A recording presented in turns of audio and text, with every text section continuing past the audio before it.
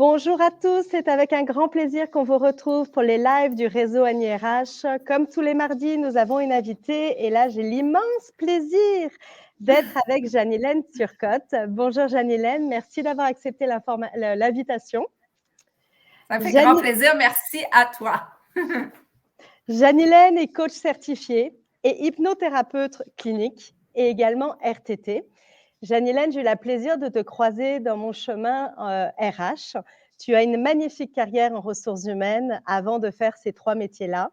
Et je t'ai invitée pour parler d'un sujet très important aux yeux de beaucoup de monde, c'est la connaissance de soi pour mieux accompagner les autres. En tant que ressources humaines, nous sommes tout le temps dans l'accompagnement des autres, dans l'aide. Mais avant de faire cette étape-là, la connaissance de soi est la base. Est-ce qu'on l'a tous et toutes? Peut-être pas. Mais toi, tu vas nous aider pendant à peu près ce 20 minutes de live à nous donner la meilleure connaissance de toi pour nous aider à notre connaissance de soi. Jeanne-Hélène, quand on parle de connaissance de soi, de quoi on parle? Aujourd'hui, avec vous, il y a plusieurs aspects de la connaissance de soi. Si je regarde Jeanne-Hélène, quand elle avait son chapeau RH, l'exécutive RH, etc., c'était une Jeanne-Hélène, il y avait une certaine connaissance de moi. 7 ans plus tard, je peux dire que la connaissance de moi est vraiment approfondie, différente, parce que je suis mise dans des situations différentes. Ce que je vais proposer aujourd'hui comme discussion autour de la connaissance de soi, c'est évidemment la connaissance de ses croyances. D'être capable d'avoir accès à quelles sont nos croyances, parce que nos croyances, en fait, nous amènent dans une séquence, dans un cycle. Et une fois qu'on comprend ce cycle-là et qu'on est à l'écoute et qu'on observe d'abord soi, ensuite les autres, on a une plus grande capacité à les accompagner parce qu'on comprend, on arrive à décoder leur propre cycle à eux. Alors, on va commencer par la base. On va commencer par la base, Jeanne-Hélène, pour vraiment aider tout le monde. Qu'est-ce qu'on appelle une croyance et pourquoi c'est la base de tout? Je ne dirais pas que c'est la base de tout. Je dirais que c'est une partie de la connaissance de soi et qui peut nous amener à des changements, à des transformations quand c'est ce qu'on désire. Donc, c'est un bel outil pour commencer la connaissance de soi. Donc, c'est une pensée qu'on a ancrée, à laquelle on donne une signification, à laquelle on donne une conclusion. Cette pensée-là, cette croyance-là peut arriver, une grande majorité se forme quand on est enfant, simplement par l'observation, parce que notre inconscient, comme vous savez, est toujours en train d'enregistrer. Il ne fait pas de jugement par rapport à ce qu'il enregistre, mais il enregistre comme présentement, votre inconscient enregistre ce que je suis en train de dire. Et s'il n'y a pas trop de bruit autour de vous, bruit psychologique, bruit mental, bruit physique, il va écouter encore plus et il va enregistrer et vous allez avoir accès à cette information-là encore plus facilement. Donc, l'idée, c'est que l'inconscient enregistre, et quand on est enfant, on enregistre encore plus, on a encore une plus grande capacité, et c'est là qu'on forme des croyances. On forme des croyances suite à ce qu'on voit. Ensuite, on forme des croyances, ces pensées suite à des événements de vie, où on tire des conclusions. Et ensuite, on forme des croyances suite à notre profession. L'ensemble des personnes RH qui sont ici partagent ensemble des croyances qui sont des croyances issues de la profession. Si vous avez étudié dans un autre domaine, si vous avez étudié autre chose, c'est possible que vous ayez d'autres croyances que vous auriez simplement accumulées ou emmagasinées ou ancrées dans votre formation, dans votre pratique, etc. Donc, c'est des façons principales. Oui. Je suis curieuse parce qu'on a quand même beaucoup de personnes RH qui nous écoutent, pas uniquement, mais on a quand même beaucoup de personnes RH qui nous écoutent. C'est quoi les croyances de notre métier RH, d'après toi? Je pense qu'il y a des croyances externes et internes. Donc, de nous, puis là, tu me prends un petit peu au dépourvu, mais je dois dire celle que j'ai laissée aller. Exemple, quand j'ai été moi-même remerciée après 8-9 ans dans mon entreprise, une des croyances, c'est que quand on fait les fins d'emploi, il faut être très factuel, pas trop émotif, pas en montrer tôt, être très, avoir une certaine dose d'empathie. Mais moi, je peux vous dire maintenant que j'ai passé à travers cette expérience-là, le plus de compassion et d'humanitude possible, tout en restant dans le format légal qu'on doit respecter pour éviter de se créer des enjeux, peut faire une différence exceptionnelle dans la vie des gens et dans leur futur surtout. Parce ça évite de créer un trauma finalement de la fin d'emploi qui fait que par la suite, la personne se retrouve en emploi et a souvent peur qu'on l'appelle, qu'on lui fasse une réunion de dernière minute. Elle commence à penser qu'on va la laisser aller, peu importe ce qu'elle fait. Donc, l'idée, c'est si on est capable de bien gérer avec compassion cette portion-là, je pense que ça, c'est une des croyances qui, à mon avis, peut être travaillée. C'en est une facile. Comme tu peux avoir aussi la croyance des fois des salariés, quand on va dans le bureau RH, c'est qu'il y a quelque chose qui va être dit. On voit quelqu'un dans un bureau RH, c'est « oh là là, qu'est-ce qui s'est passé ?» Alors que pas du tout. Aller dans un bureau RH, c'est pas du tout que pour quelque chose de négatif. Ça peut être au contraire pour plein d'autres choses et de plein beaux projets ou belles initiatives ou bels engagements, etc., etc. Donc, c'est vrai qu'il y a beaucoup de croyances qui peuvent être attachées à notre fonction, assurément. Si on reprend un petit peu ta séquence, donc on parlait des croyances, le cheminement. En fait, la croyance qu'on a, elle nous amène des émotions. Ces émotions-là nous amènent dans des actions. Et ces actions-là, bien évidemment, deviennent nos circonstances de vie. Donc, quand on veut changer une séquence, on change la croyance, ça nous amène une nouvelle émotion, ça nous amène une nouvelle action. Si on est simplement capable d'être en contact avec cette séquence-là et d'observer celle des autres, ça nous donne beaucoup d'informations et ça nous donne la capacité de challenger nos croyances aussi. Parce que ce qui était vrai il y a 30 ans, il y a 15 ans, il y a 10 ans, dans une situation X, n'est pas nécessairement vrai aujourd'hui, en 2024. Et même avec la pandémie, ce qui était vrai il y a 4 ans, parce qu'on est le 12 mars, donc c'est presque 4 ans à un jour pile, ce qui était vrai il y a 4 ans, on sait très bien qu'à l'heure d'aujourd'hui, c'est plus tout à fait exact également. Exact. Comment on fait, Jeanne-Hélène, pour avoir cette prise de conscience de cette séquence-là que tu viens de nous expliquer? Croyance, émotion, action, puis après la réalité de notre vie. Comment on fait pour avoir cette prise de conscience-là?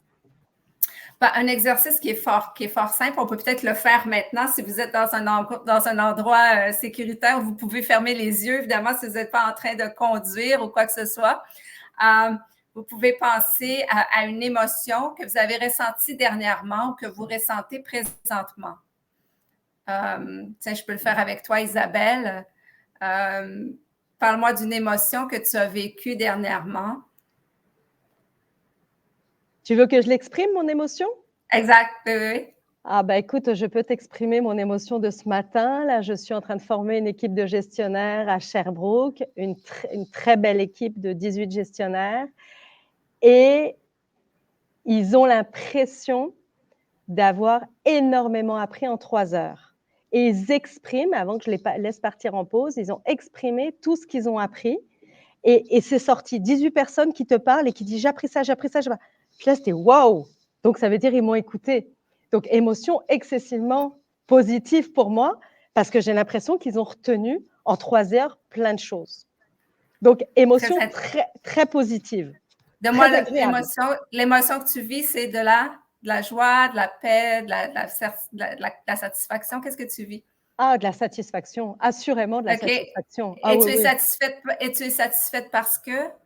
Je suis satisfaite parce que j'ai l'impression qu'ils ont retenu des choses en 3 heures, parce que c'était une formation participative et qu'ils ont été acteurs de la formation et qu'ils ont appris des choses. Donc, satisfaction. Et s'ils ont appris des choses, ça veut dire que? Ça veut dire que quand ils vont retourner… À ton sujet, qu'est-ce que ça veut dire à ton sujet? À mon sujet, ça veut dire que j'ai eu une pédagogie qui a été dans le bon sens pour eux, parce que c'est rentré, mine de rien, dans leur boîte à outils de gestionnaire. Hey, tu es en train de me tester, là.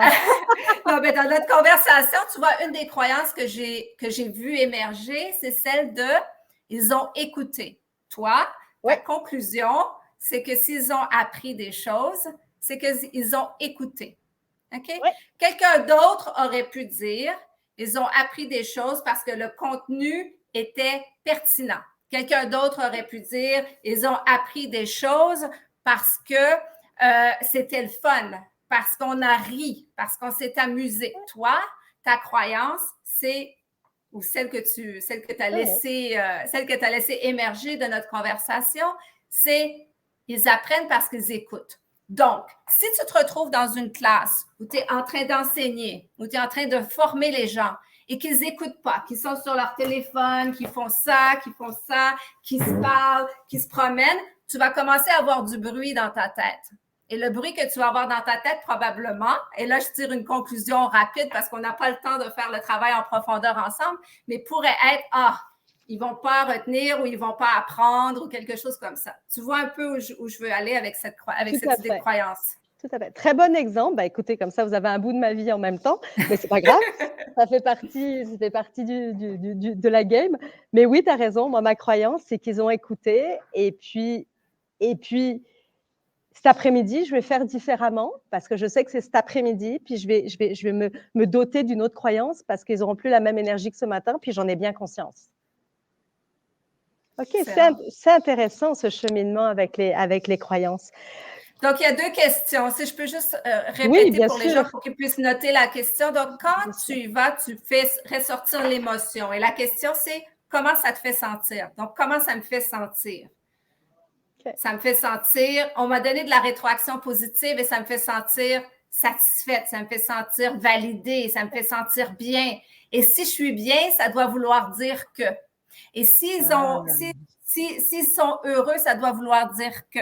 Et ça doit vouloir dire que, c'est une excellente question pour débusquer des croyances. Moi, je le fais sous hypnose parce que l'hypnose, c'est mon outil de tous les jours. C'est l'outil avec lequel je travaille. Je fais mon coaching sous hypnose. Je fais 90% de ma pratique sous hypnose parce qu'on a une capacité justement de dissociation. Donc, de se voir de haut et de voir Isabelle qui sort de la classe. Les gens viennent la voir, lui donnent du feedback. Et là, d'être capable de voir, ça me fait sentir bien et voilà toutes les croyances que j'ai. Et là, tu peux te poser la question, si les gens n'agissaient pas comme cela, si les gens n'écoutaient pas, dans quelle position ou quelle croyance est-ce que ça activerait chez moi? Et c'est là où parfois, puis là, c'est un exemple vraiment tout simple qui est là, mais c'est là où on peut apprendre à connaître les autres également. Mais j'ai une question pour toi, Jeanne-Hélène. Si, par exemple, les gens n'avaient pas écouté, est-ce que ça voulait dire que j'aurais moi-même déclenché plein d'autres croyances, dont les croyances de « je ne suis pas capable », dont les croyances, donc des croyances un peu plus qui tirent vers le négatif? En fait, il y a 3 familles de croyances qui viennent en intervention dans les croyances dites limitantes. Okay? La première, c'est toute la famille de « je ne suis pas assez ». Je ne suis pas assez compétente, je ne suis pas assez bilingue, je ne suis pas assez belle, je ne suis pas assez diplômée, je ne suis pas assez ceci, cela. Ça, c'est la première famille. Donc, peut-être que toi, tu aurais tiré comme conclusion, si on n'était pas venu te donner de feedback, ça se peut que ça t'aurait rendu, je ne te connais pas à ce niveau-là, qu'est-ce que tu as besoin comme feedback, mais c'est possible que tu aurais pu penser, je ne suis pas assez intéressante, ou je ne suis pas assez bonne, ou je ne suis pas assez... peu importe. La deuxième famille, c'est je veux quelque chose qui n'est pas disponible. Ceci n'est pas disponible pour moi. La promotion n'est pas disponible pour moi. Le nouveau poste en RH n'est pas disponible pour moi. L'augmentation de salaire, la belle carrière, le changement de carrière, peu importe, ce n'est pas disponible pour moi. Et la troisième famille, c'est je suis incapable de connecter, je suis trop différent. Je suis trop différent, je suis incapable de connecter. Donc, ça, c'est les 3 grandes familles de croyances limitantes. Celles qui nous empêchent souvent de réaliser les choses qu'on veut réaliser ou celles qui nous amènent dans des cycles limitants, des cycles qui sont plus difficiles à surpasser que nos cycles sains. Comme celui que tu as eu aujourd'hui, on peut dire que c'est un cycle sain dans la mesure où est-ce que j'ai du feedback, ça me fait sentir bien. Ma conclusion, c'est qu'ils doivent avoir écouté, c'est ma croyance. All right, il n'y a rien de limitant là-dedans, sauf si un jour tu te rends compte que tu es en formation et que cette croyance est tellement ancrée et là, il ne t'écoute pas et là, tu sens en toi monter l'inconfort, la colère, l'insatisfaction. Puis là, tu peux te dire, OK, c'est parce que ma croyance, c'est que s'ils n'écoutent pas, ils ne s'apprennent pas. Et si c'était faux? Et s'ils apprenaient d'une autre manière? Et de quelle autre manière je pourrais les aider à apprendre ou les ramener dans une situation où ils sont plus à l'écoute? Peut-être je vais prendre la pause maintenant et je reviendrai plus tard. Donc, voilà. Je comprends. Super intéressant. Qu'est-ce qu'on a comme technique pour mieux les comprendre, nos croyances? Il y a quoi comme technique qui existe? Bon, j'ai compris l'hypnose. Oui, l'hypnose, c'est sûr que c'est ma croyance. C'est ma croyance. Ah oui, justement. C'est ma croyance. Mais beaucoup d'autres, la méditation peut nous amener dans nos croyances parce qu'on est dans l'observation de nos pensées. Donc, il y a différents types de méditation. Mais celle où les gens observent leurs pensées, qui viennent et qui vont, ça peut être intéressant également. Et de s'observer. C'est tout simple comme ça, de faire un journal, d'écrire de façon automatique, sans se censurer quand on se lève le matin. Ceux qui font cet exercice-là, et là, t'écris sans te censurer. Tu te lèves le matin, c'est la première chose que tu fais parce que quand on se lève le matin, il y a une période entre deux où on est dans ce moment d'hypnose naturelle. En fait, où on n'est pas encore tout à fait éveillé, on n'est pas encore tout à fait endormi. Et là, il y a beaucoup de changements qui sont possibles. Donc, et de transformation. Donc, on écrit sans se censurer. Et puis, le lendemain, on relit, puis on encercle les mots-clés. On encercle les mots qui ressortent, qui semblent qui ont une plus grande résonance avec nous. Et on refait ça une troisième journée. On reprend les mots qu'on a encerclés. Et là, on peut mettre en couleur ceux qui nous raniment encore et on peut débusquer des croyances. Je ne suis pas importante, je ne suis pas à la hauteur, je ne suis pas assez ci, je ne suis pas assez bilingue, celle que j'entends souvent, je n'ai pas les bons diplômes, les gens sont meilleurs que moi, peu importe. Et c'est là qu'on peut débusquer ces croyances et faire le test des croyances par la suite. Comment on fait pour... tout à l'heure, tu nous as parlé de la séquence, là, en disant la connaissance des croyances, les émotions, les actions et notre vie. Donc, cette séquence qui est quand même très claire. Comment est-ce qu'on fait pour connaître la séquence des autres? C'est une très bonne question.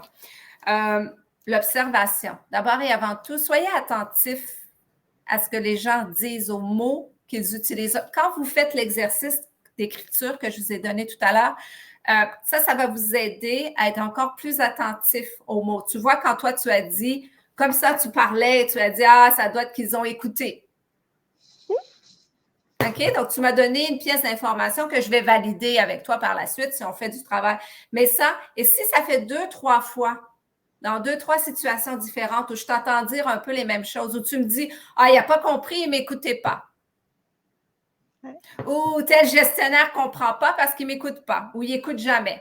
Là, je vais savoir que toi, tu as beaucoup de croyances associées à ça. Donc, c'est vraiment porter attention aux mots répétitifs dans des situations différentes. Un seul cas d'espèce, vous ne pouvez pas tirer une conclusion sur la croyance de quelqu'un, un peu comme on l'a fait maintenant. Il faudrait que ça soit validé par quelques autres fois où tu utilises ce mot et cette expression.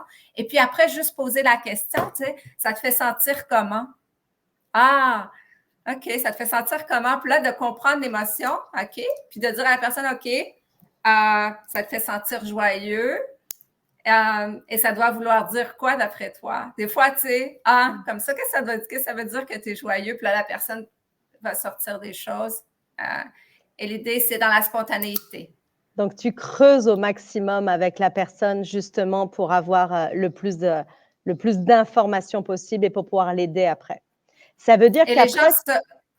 Oui. Ah, excuse-moi. Ça veut dire qu'après, ta relation avec l'autre va pouvoir être un petit peu différente. Bien, en fait, c'est qu'à partir du moment où on est conscient qu'on a notre propre cycle, ouais. La personne devant nous a son propre cycle. Puis je vais donner l'exemple de la fin d'emploi. Oui. Une rencontre de fin d'emploi, ça peut provoquer toutes sortes de cycles de pensées qu'on a déjà, de croyances qui vont se réactiver. Des fois, des croyances qu'on n'a pas eues qu'on n'a pas vu émerger dans notre vie parce qu'on n'a pas eu cette situation-là. Prenons l'exemple de quelqu'un, d'un employé modèle. Il dit jamais un mot plus haut que l'autre, jamais entendu rien. On met fin à son emploi, on a une rencontre d'emploi. Il pète des plombs. On n'aurait jamais pensé que cet employé aurait eu besoin de garde de sécurité, se serait mis à crier, etc. On a activé des croyances, des choses qui sont engravées chez cette personne dont on n'est absolument pas au courant. Donc, quand on est conscient, qu'on regarde la personne, au lieu de se dire hey, « j'ai vraiment mal fait mon travail, j'ai vraiment pas bien fait cette fin d'emploi-là, je l'ai pas bien préparé, je l'ai pas bien lu, je l'ai pas compris, je suis pas assez une bonne RH », il faut comprendre que oui, des fois, il y a les bonnes pratiques, on met en pratique les bonnes pratiques, mais au-delà de cela, la personne elle-même, elle a ses propres croyances, elle a ses propres histoires, elle a ses propres conclusions. Et elle va chercher à confirmer ses conclusions pour se donner de la sécurité, de la familiarité. Donc, si perdre mon emploi, si quand j'étais enfant, j'ai vu mon père perdre son emploi, puis après, il s'est mis à boire, il a quitté ma mère et ça a été un divorce. Pour moi, dans ma tête, là, c'est comme, je vais me mettre à boire, ma femme va me laisser, il va arriver ceci, et tout le film commence. Mais nous, tu auras beau faire le meilleur entretien de départ de la planète, la personne devant toi, elle a son propre... Donc, d'être capable de regarder objectivement ce qu'on a fait, comme exemple entretien de départ, et dire, je pense qu'objectivement, j'ai vraiment bien fait mon travail. J'ai vraiment accompagné avec compassion, dans les règles de l'art, la personne qui est devant moi, mais je ne suis pas responsable de son cinéma intérieur, de ses croyances à elle, parce que j'ai les également. Ni de l'émotion que cette personne-là, dans ton exemple, a. Donc, tu ne peux pas être responsable. De toute façon, on ne peut pas être responsable d'absolument toutes les croyances, de toutes les manières, qu'on les connaisse ou qu'on les connaisse pas. C'est impossible. C'est impossible. C'est impossible. Qu'est-ce que tu veux?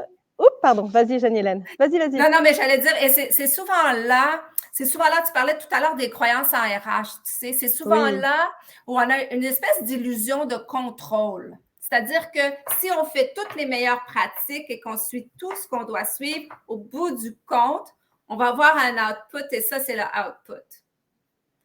Quand on apprend à bien se connaître, puis on apprend à être attentif aux autres autour de nous, on se rend compte qu'on peut parfois ne pas faire tout dans les règles de l'art et avoir un très bon output. Et on peut faire tout dans les règles de l'art et ne pas nécessairement avoir un bon... Exact. Qu'est-ce que tu veux, Jeanne-Hélène, que les personnes qui nous écoutent retiennent? Quelques petits mots-clés ou phrases ou pensées, peu importe, que tu aimerais bien qu'ils puissent être retenus de ta rencontre. Simplement de faire l'exercice avec vous quand vous êtes dans une émotion. C'est-à-dire que vous êtes exemple dans une émotion forte, fermez-vous les yeux et dites-vous, je suis frustrée. Je suis frustrée parce que... Et ça doit vouloir dire. Et là, vous allez commencer à, si cette chose-là arrive, exemple, je suis frustrée parce que mon chum m'a donné un petit cadeau quétaine à la Saint-Valentin. Ça doit vouloir dire que je ne suis pas importante. Et là, l'exercice après, c'est de dire, est-ce que c'est totalement vrai? Qu'est-ce qui me prouve que c'est vrai? Qu'est-ce qui me prouve que c'est peut-être faux ou pas tout à fait vrai? Et qu'est-ce qui est probablement le plus actuel et le plus réel? Que de belles questions à se poser. Pas facile, parce que c'est beaucoup d'introspection, donc pas facile, mais c'est vrai qu'il faut prendre le temps. Donc, il y a aussi une histoire de prendre le temps pour nous RH, prendre le temps de se pencher sur ce sujet-là, prendre le temps de comprendre nos séquences. Là, tu as un peu joué avec moi avec ma séquence. Je pense que je vais faire le même exercice cet après-midi pour voir si j'arrive à la même conclusion. Donc, ça va. Je vais m'amuser. Je t'écrirai, je te raconterai si j'arrive à la même conclusion. Avec plaisir. Merci beaucoup, Jeanne-Hélène, d'avoir partagé ce moment avec nous. Merci beaucoup de ton expertise. Merci de ta générosité de partage. C'est excessivement apprécié. Vous pouvez contacter Jeanne-Hélène en tant que coach certifié et hypnothérapeute clinique et RTT avec un immense plaisir. Vous avez une belle experte qui vous attend. Merci beaucoup à tous. Bon courage à la rediffusion pour ceux qui nous réécouteront en rediffusion. Puis merci de ce magnifique partage. À bientôt. Merci. Merci à toi.